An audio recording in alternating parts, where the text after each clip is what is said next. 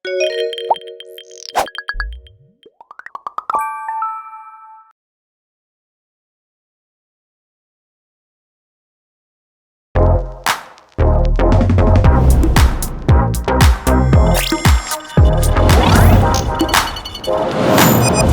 ี้มี MyWhy บริษัทเอนเตอร์เทนเมนต์ที่มุ่งมั่นสร้างสรรค์ซีรีส์เพลงและพัฒนาศิลปินคุณภาพเพื่อขับเคลื่อนอุตสาหกรรมบันเทิงไทยในหลากหลายมิติ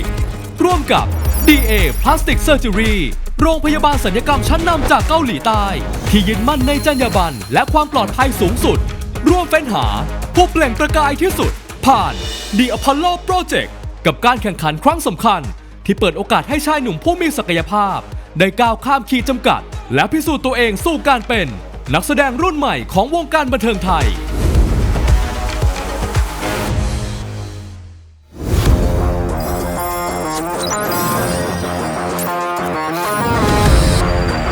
หลังจากผ่านการคัดเลือกครั้งสำคัญผู้ชนะทั้ง 4 คนวอร์มพิวมาร์ทและแบงค์จิได้เดินทางสู่ประเทศเกาหลีใต้เพื่อเริ่มต้นอีกบทหนึ่งของ The Apollo Project ทั้ง 4 คนได้เข้ารับการตรวจร่างกายและผ่าตัดจนผ่านพ้นไปได้ด้วยดีวันนี้คือเรื่องราวของการฟื้นตัวที่ดำเนินไปพร้อมกับการใช้ชีวิตในต่างแดนของพวกเขาทั้ง 4 คนหลังการผ่าตัดเสร็จสิ้นวอร์มพิวแบงค์จิและมาร์ทก็ได้เข้าสู่ช่วงพักฟื้นภายใต้การดูแลของทีมแพทย์อย่างใกล้ชิด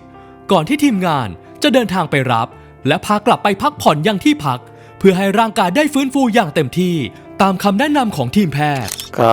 ตอนนี้นะครับทำเสร็จเรียบร้อยแล้วสภาพก็ประมาณนี้ครับตอนนี้แบบโรเอเนอร์จีมากไม่มีเลยครับเอเนอร์จีหายไปหมดแล้วทำเสร็จแล้วอันนี้เราตัดใหม่อีกประมาณ7 วันครับเห็นหมอบอกช่วงนี้ก็ยังกินน้ำได้ตอน5 โมงครับแล้วก็กินข้าวได้ตอน1 ทุ่มตอนนี้ยังมึนๆยาอยู่สภาพก็จะพูดไม่ค่อยรู้เรื่อง รู้สึกโอเคขึ้นครับเพราะว่ารู้สึกดีว่าทำครั้งแรกแล้วก็ไม่ได้ทำเยอะขนาดนั้นแต่ก็ปวดตรงหัวคิ้วตรงช่วงนี้ทั้ง2 ข้างเลยครับใช่มันแบบมันดึงลงมาอะไรประมาณนี้รู้สึกการที่เขาขีดตาเบาๆแบบเอาใบมีดบางๆลงเฉือนช้าๆอะไรเงี้ยมันเหมือนรู้สึกแต่ผมคุยกับพี่เมย์ไม่รู้สึกอะไรเลยผมรู้สึกคนเดียววะหรือผมเก่งหรือผมยังไงหรือผมดื้อยาเจ็บไหมมันเหมือนอะไรมากัดเหมือนมดกัดอ่ะก็มีรู้สึกบ้างไม่รู้สึกบ้างครับเพราะว่าผมไม่ได้โดนยาสลบเพราะว่าเขาเหมือนแบบว่าจะให้ผมลืมตาเพื่อมองนิ้วแล้วก็ให้หลับตาใหม่ลืมตาเพื่อมองนิ้วแล้วก็ให้หลับตาใหม่เหมือนเขาแบบพยายามปรับให้ลูกตามันใช้งานได้ปกตินะครับเพราะว่าหลังจากทำเสร็จผมรู้สึกว่าตาผมมันเบลอเหมือนแบบมองหลอดไฟแบบแปลกไปแบบหลอดไฟมันยาวขึ้นได้ยินเสียงพยาบาลเขามาอะไรโยงสายนู่นนี่แต่เขาจับชีพจรมีเสียงติดตอนดังติดรู้สึกไปแล้วตอนนั้นคือโลกใหม่แล้วเหรออะไรเงี้ยสภาพก็จะเป็นประมาณนี้ก็ยังไงก็รอติดตามดีกว่าว่าถ้าเสร็จหมดแล้วตัดใหม่แล้วมันจะเป็นยังไงน่าจะหายปวดแล้วตอนนั้นเราดูดีกว่าครับก็ได้ส่องตัวเองก็รู้สึกแบบตามก็เป็น2 ชั้นมากขึ้นได้เห็นแบบการเปลี่ยนแปลงเยอะขึ้นแต่ถ้ามองดีๆหน้าเก่าผมก็ไม่สังเกตก็ไม่รู้แต่พอสังเกตแล้วรู้สึกว่าตาไม่เท่ากันจริงๆก็คือตอนตื่นมาก็รู้สึกแบบว่าตึงตรงแผลแหละครับตรงแผลที่ทำแต่ส่วนที่จะตึงที่สุดคือน่าจะเป็นจมูกเพราะว่ามันแบบน่าจะทำหนักทำนานอะไรอย่างเงี้ยช่วงวันแรกที่ทำเสร็จก็จะปวดมากที่สุดครับตื่นมาคือเสร็จหมดแล้วที่ว่าเขาทำทีละอย่างให้พักก่อนให้มานั่งพักเป็นพักผมก็ไม่ไหวบอกพอแล้วครับไม่ไหวแต่สรุปทำเสร็จแล้วผมก็ดีใจที่ทุกอย่างผ่านมาอย่างราบรื่นก็ขอบคุณทาง DA ด้วยครับที่ดูแลผมเป็นอย่างดีหลังจากทำมาเสร็จพวกพี่ๆทีมงานก็เข้ามาบอกเป็นยังไงที่แรกผมเห็นนะผมลืมตาเสร็จผมไม่มีแรงพูดผมเหนื่อยผมเลยหลับตาไปแต่มันก็ไม่หลับหรอกแต่มันแค่ไม่มีแรงพูดเจ็บไหมสวัสดีครับเจ็บแหละได้จิบน้ำแล้วเนาะผมรู้สึกละพิวได้ยินเสียงถ่ายพิวอยู่เสียงมาเลยเสียงเข้ามาก่อนเลยเพราะ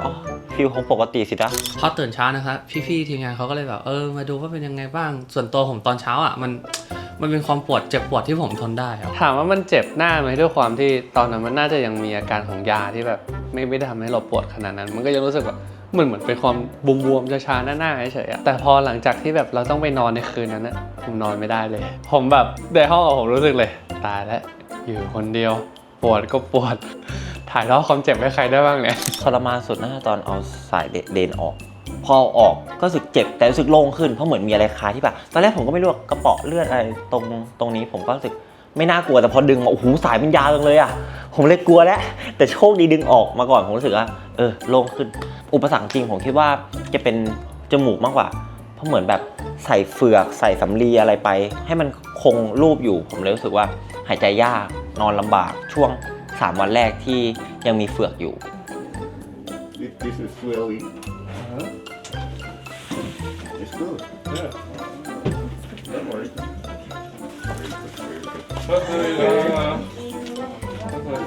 ต้องบอกกันเลยว่าคุณหมอโครงหน้าเข้ามาเร็วกว่าคุณหมอท่านอื่นๆมากเขาบอกว่าเงี้ย ผ่านมาแล้ว 3 วัน หลังจากวันผ่าตัดของทั้ง 4 คน ได้ทานยาและฟื้นฟูร่างกายอย่างเต็มที่ตามคำแนะนำของแพทย์และผู้เชี่ยวชาญ รวมถึงได้เข้ารับการฉายแสงและเครื่องลดบวมอย่างสม่ำเสมอทำให้ร่างกายสามารถใช้ชีวิตประจำวันได้อย่างปกติ อัปเดตอาการ 3 วันที่ผ่านมา วันแรกผมพอกลับมาจากการผ่าตัดก็รู้สึกว่าแบบเจ็บตาปวดตาแล้วตอนนอนก็มีเลือดซิบตอนกดตาก็มีเลือดซิบทางด้านซ้ายของตาเป็นเลือดแบบเลือดซิบเฉยๆไม่ได้เลือดเยอะขนาดนั้นก็ปวดต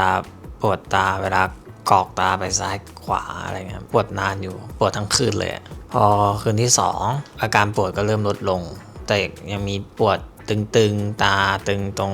หัวตาตรงคิ้วนิดหน่อยครับแล้วก็มีเลือดซิบตรง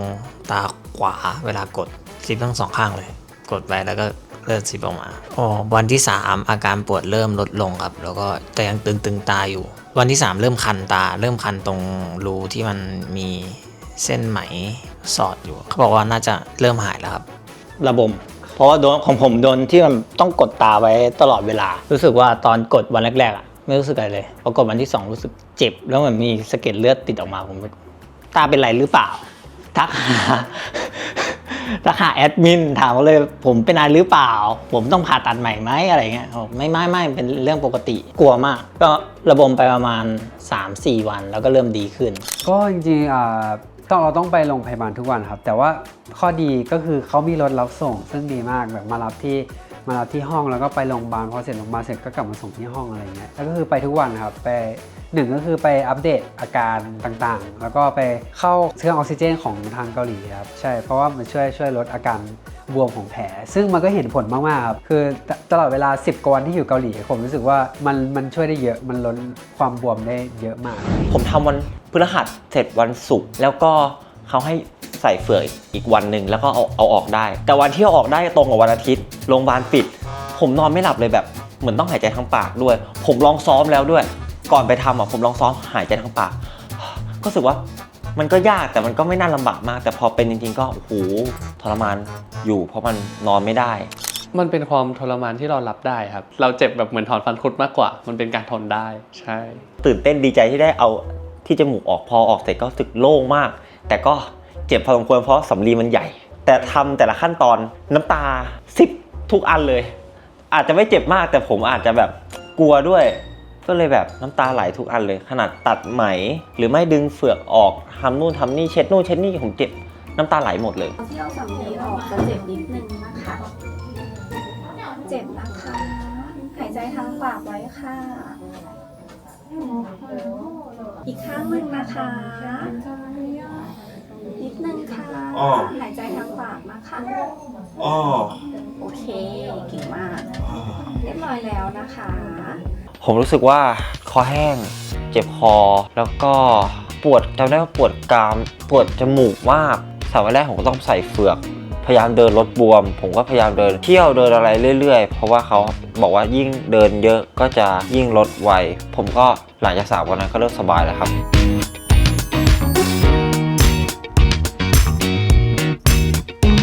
เพื่อให้ร่างกายและจิตใจได้รับการฟื้นตัวไปพร้อมกันทำให้การผจญภัยในเกาหลีใต้ของทั้ง4 หนุ่มก็ได้เริ่มต้นขึ้นนี่ก็เป็นมื้อแรกที่ได้มากินอาหารข้างนอกนะครับซึ่งตอนนี้ยังไม่รู้ว่าจะกินอะไรแต่ว่าก็ลองสั่งมาดูก่อนเรื่อง การกินอาหารในช่วงแรกคือผมจะอ้าปากไม่ได้ ก็หลังจากที่ต้องนอนพักฟื้นใช่ไหมครับก็กินได้แค่นมโปรตีนซึ่งผมซัดไปหลายกระป๋องมากตอนนั้นพอแบบรู้สึกว่ามันหิวแบ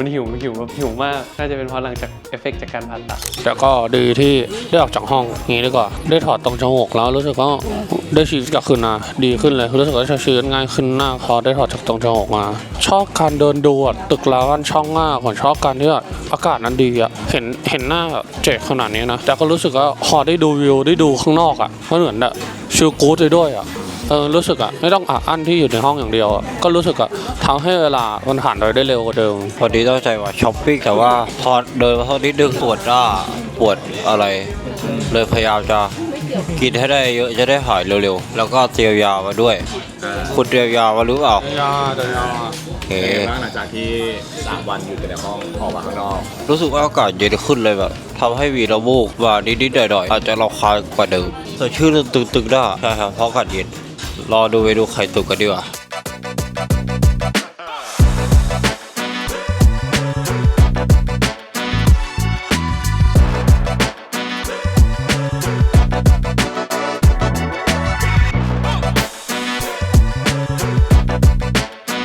สวัสดีครับเรากำลังจะไปวัดพงสาม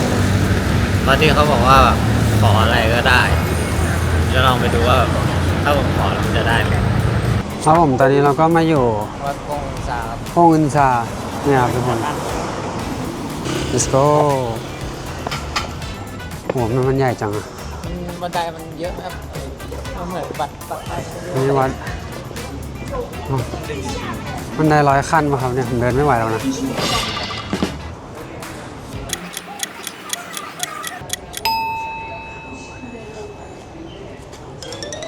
นะครับ เรื่องขออะไรขอนานมาก ฮะ ขออะไรครับ หายใจอยู่ผมก็พูดแบบขอไปแล้วก็หายใจไปนานๆผมไม่ค่อยมีแรงพูด พี่แบงค์ไปขออะไรบ้างนะแบบแดดชั่วโมงอย่างเงี้ย อ๋อพรุ่งนี้ขอให้หน้าหายเลย แบบเลยอ่ะ เสร็จทุกอย่างไหม เขาก็เลยแดดลง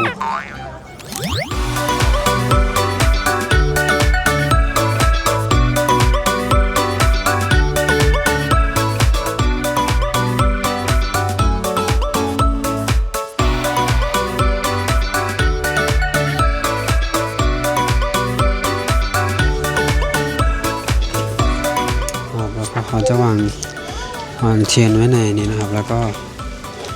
ข้าวสารมาวางไว้ตรงนี้นะครับ รู้สึกสบายใจเรียกว่าแปลกครับที่เขาถวายข้าวไม่ใช่ถวายดอกไม้ใช่หินอ่ะ มันเน้นสารอาหาร ใช่ครับแต่เขามีแต่ข้าวเขาไม่มีกลับมาเลย